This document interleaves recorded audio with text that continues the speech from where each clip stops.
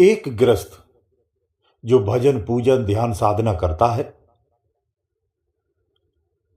तो उसके लिए ब्रह्मचर्य की पालना कितनी आवश्यक है और वो उस ब्रह्मचर्य को कैसे पालना कर सकता है, क्योंकि वो संत की वाणियों को या अन्य सत्संगों को सुनता है तो उसे ब्रह्मचर्य पालन की बात कही जाती है। तो यहीं पर वो फिर कमजोर हो जाता है कि हमसे ब्रह्मचर्य का पालन तो हो नहीं सकता है, तो हमसे ध्यान साधना भी नहीं हो सकती है। तो आज समस्त ग्रस्तों को ध्यान से सुनना चाहिए, समझना चाहिए। ये महत्वपूर्ण चीज है। सबसे पहले तो निश्चित कर लो, एक मैं पहली लाइन में कह देता हूं कि जीवन में सच्ची सफलताएं, जो अध्यात्म की सफलताएं हैं, वो गृहस्थ जीवन में ही मिलती हैं, ये ध्यान रखना। कुछ पाखंडियों ने इसे बहुत भ्रमित भी किया है। आपको विवेक से काम लेना चाहिए। तो गृहस्थ आश्रम सबसे बड़ा होता है। ऐसे लोग बहुत कम हैं जो गृहस्थ आश्रम को छोड़ करके जंगलों में या कंदराओं में रहते हैं। वो एक भिन्न लोग होते हैं। वो त्याग एक अलग है, लेकिन हर किसी से संभव नहीं होता है। बात उसकी कही जाती है जिसकी संख्या अधिक है। तो गृहस्थ आश्रम में ही सभी होते हैं। तो यहां पर फिर ब्रह्मचर्य का पालन कैसे होगा? पहला प्रश्न यह है। तो पहले प्रश्न के उत्तर के साथ ही चलते हैं। देखो, ऐसा है, ब्रह्मचर्य का तात्पर्य क्या है पहले यह समझ लो। ब्रह्मचर्य किसे कहते हैं? ब्रह्मचर्य का तात्पर्य ज्यादातर लोग एक संबंध, जो शारीरिक संबंध होते हैं, वहीं तक सीमित रखते हैं। ऐसा नहीं है। ब्रह्मचर्य सभी के लिए होता है। तो किस तरह का ब्रह्मचर्य और क्या होता है, ये इस तरह से होता है, समझिए। जैसे आप भोजन करते हैं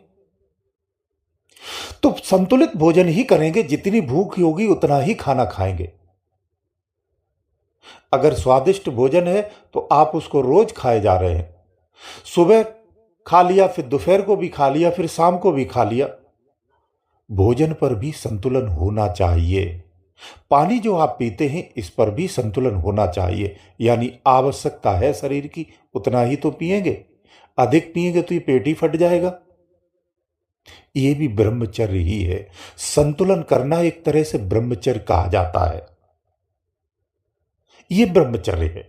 जीवन को अपने आप जितनी उसकी आवश्यकताएं हैं, उतनी आवश्यकता के अनुसार उन वस्तुओं का, उन साधनों का होना, यह ब्रह्मचर्य है। जीवन में हमें वस्त्रों की कितनी आवश्यकता होती है। एक साल भर में 12 महीने होते हैं। 12 महीने में व्यक्ति कपड़े पहनता है तो कितने कपड़े पहनेगा?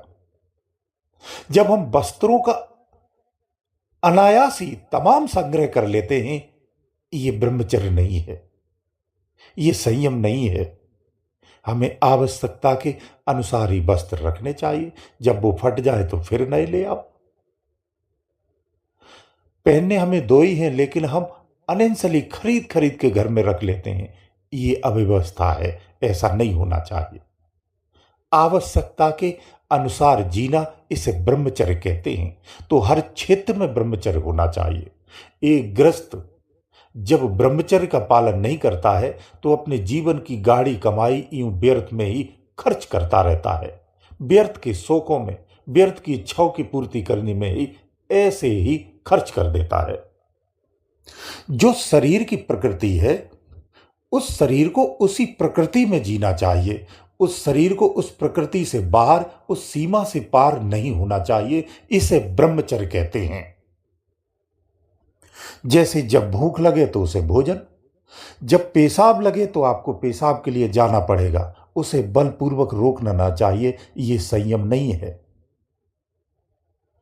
यानी नेचर, जो प्रकृति का, जो शरीर का नेचर है, उसे अपने नेचर में जीने दो। इसे विवेक की बातें से समझिए। बस इनकी सीमाओं को नहीं लांघना है। इन्हें जितनी आवश्यकता है उसी आवश्यकता में ही इन्हें जीने दो। वैसे भी शरीर की प्रकृति है, वो सिर्फ अपनी आवश्यकताओं तक ही सीमित होता है। हमारी मनोचित्त जब गड़बड़ हो जाता है या संतुलित होता है तो ये सीमाएं पार करता है। इस पर संतुलन करना होता है। इसे ब्रह्मचर्य कहते हैं। यही ब्रह्मचर्य है।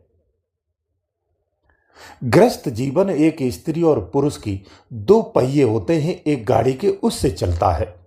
जब दोनों में असमानता होगी, असंतुलन होगा, तो वो गृहस्थी निश्चित रूप से गड़बड़ होनी है, वो बर्बाद होनी है।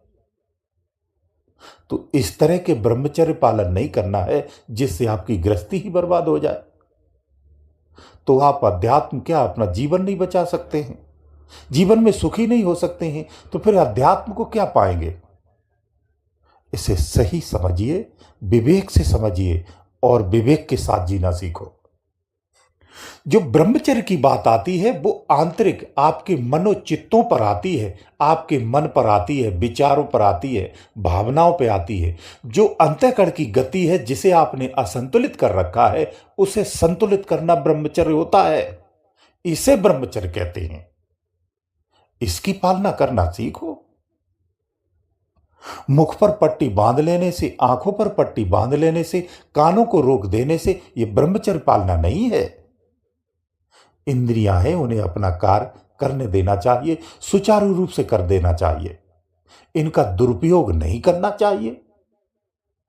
जो जैसे अपनी प्रकृति में है उसी संतुलन में उन्हें चलने देना चाहिए, उन्हें इंटरफेयर नहीं करना चाहिए। इसे ब्रह्मचर्य कहते हैं। इसीलिए कहता हूं, गृहस्थ जीवन में अगर गृहस्थ विवेकी है ना, ज्ञानवान हो जाए, तो उससे बड़ा कोई श्रेष्ठ व्यक्ति नहीं होता है। इसलिए गृहस्थ में रहना सीखो।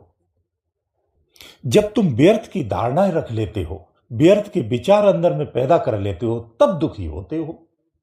तुम पूजा पाठ ध्यान साधना केवल अपनी संतानों को सुख रखने के लिए करते हो, तो तुम्हारी व्यर्थ की धारणा है। क्यों है? इसलिए है।